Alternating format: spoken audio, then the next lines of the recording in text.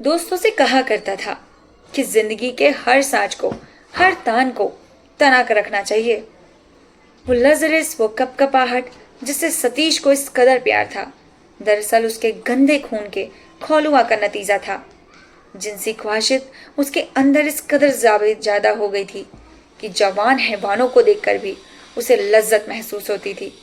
वो जब अपनी घोड़ी के जवान बच्चों को कपकपाते हुए बदन देखता तो नाकाबिल ए बयान मरसत हासिल होती थी।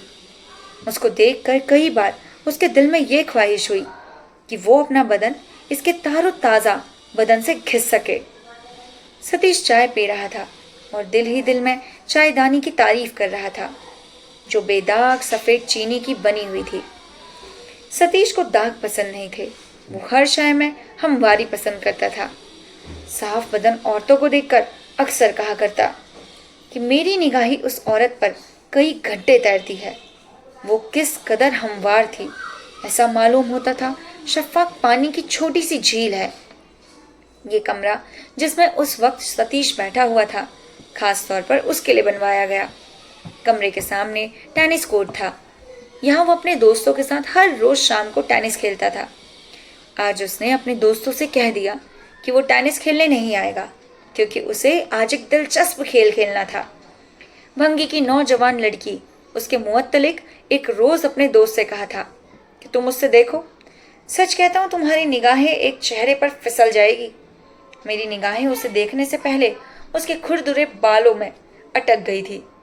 आज एक मुद्दत के बाद टेनिस कोर्ट में इससे खुफिया मुलाकात करने के लिए आ रही थी।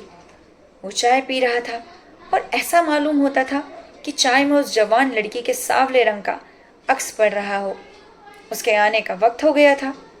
बाहर सूखे पत्ते खिड़के और सतीश ने प्याली में से चाय का आखिरी घोट पिया और उसकी आमद का इंतजार करने लगा।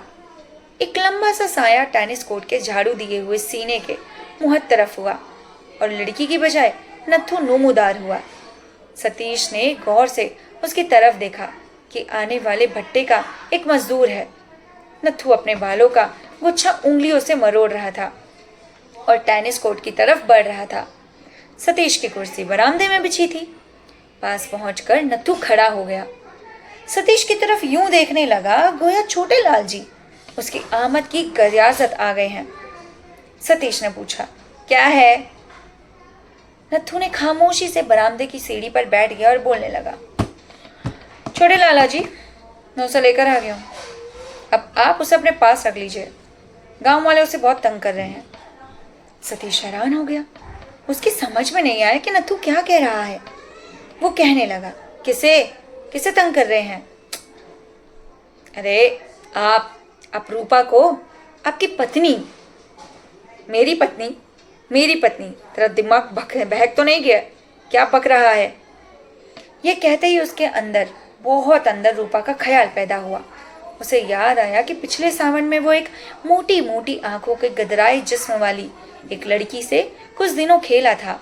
वो दूध लेकर शहर में जाया करती थी। एक बार उसने दूध की बूंदें उसके उभरते हुए सीने पर टपकती देखी। हाँ, रूपा वही लड़की थी जिसके बारे में एक बार ये बात तो कर रहा था कि वो ज्यादा मुलायम है या दूध। उसके हैरत भी होती थी कि ईंटें बनाने वाली ऐसी नर्म और नाजुक लड़कियां कैसे पैदा कर लेते हैं। वो भंगी की लड़की को भूल सकता था, सुशीला को फरामोश कर सकता था, हर रोज उसके साथ टेनिस खेलती थी। वो अस्पताल की एक नर्स को भूल सकता था जिसके सफेद कपड़ों का मुतरफ था। वो इस रूपा को नहीं भूल सकता था। उसे अच्छी तरह याद है कि दूसरी या तीसरी मुलाकात पर जबकि रूपा ने अपने आप को उसके हवाले कर दिया, उसकी एक बात पर उसे बहुत हंसी आई। रूपा ने उससे कहा था, छोटे लाला जी, कल सुंदरी चमारन कह रही थी जल्दी जल्दी ब्याह कर ले दी, बड़ा मजा आता है। उसे क्या पता कि मैं ब्याह कर भी चुकी हूँ। मगर रूपा थी कहाँ?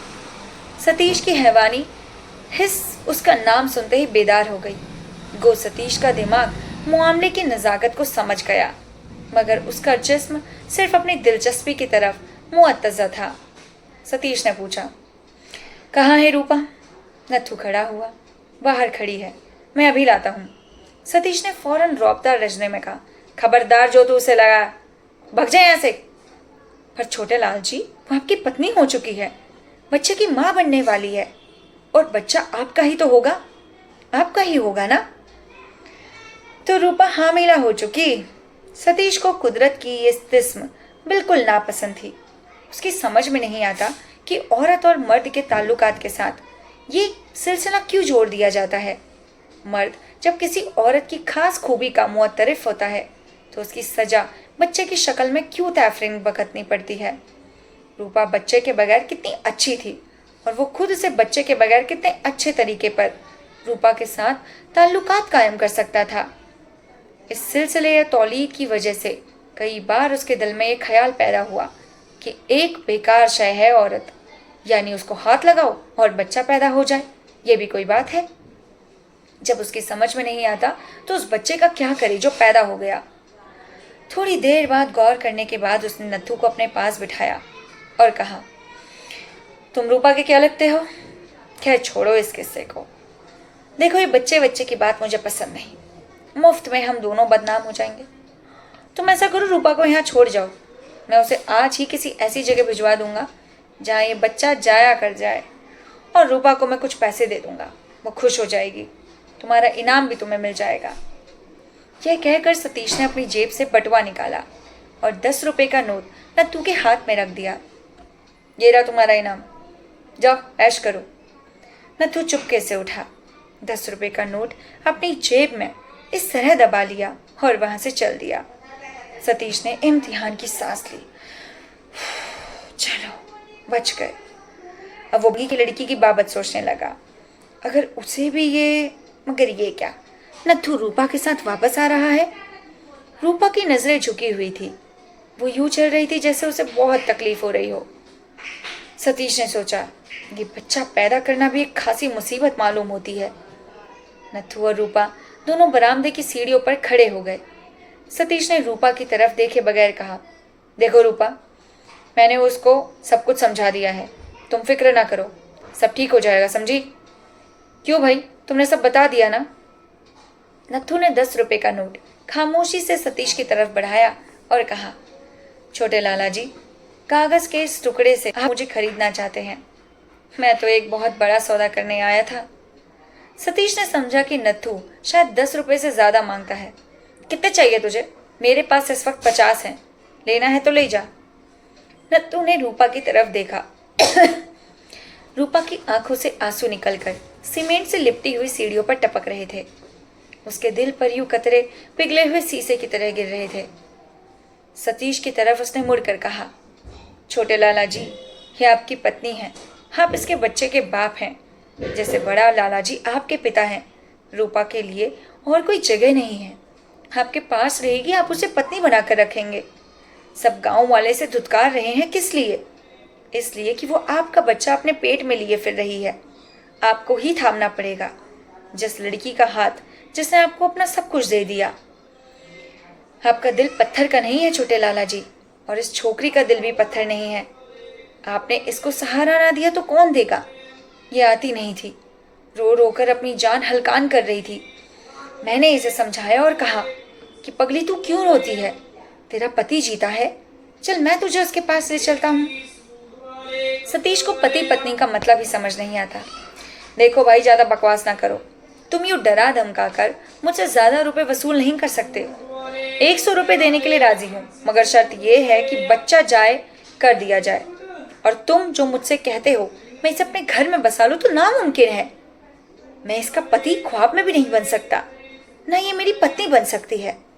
100 रुपया लेना हो तो लो, कल यहाँ से आके ले जाना, अब यहाँ से 9 तो 11 हो जाओ। नत्थू भन्ना गया, और ये बच्चा आसमान से गिरा है? इसकी आंखों में आंसू भूत प्रेत ने भर दिए। मेरा दिल कौन मसल रहा है? ये रुपए, ये 100 रुपया क्या आप खैरात में दे रहे हैं? क्या हुआ? ये सब कुछ हो रहा है आपकी वजह से। कोई बात है तो हलचल मच रही है। आप इस बच्चे के बाप हैं तो क्या इसके पति नहीं? मेरी समझ में नहीं आ रहा, आपकी समझ को क्या हो गया है? सतीश ने तकरीर बर्दाश्त न कर सका। उल्लू के पट्टे, तू जाता है या नहीं? हाँ, या तेरा कत्ल कर दूं?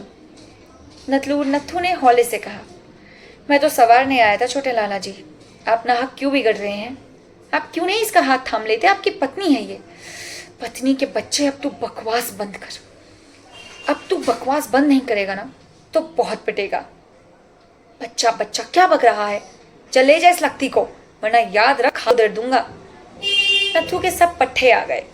भगवान की कसम, मुझ में इतनी शक्ति है, यूं हाथों में दबाकर तेरा सारा लड्डू निचोड़ दूंगा। मेरी खाली के इस नाजुक हाथों से नहीं उधड़ेगा।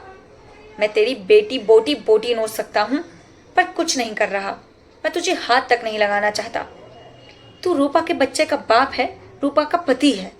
अगर मैं तुझ पर हाथ लगाऊंगा तो मुझे डर है कि रूपा के दिल को धक्का लगेगा।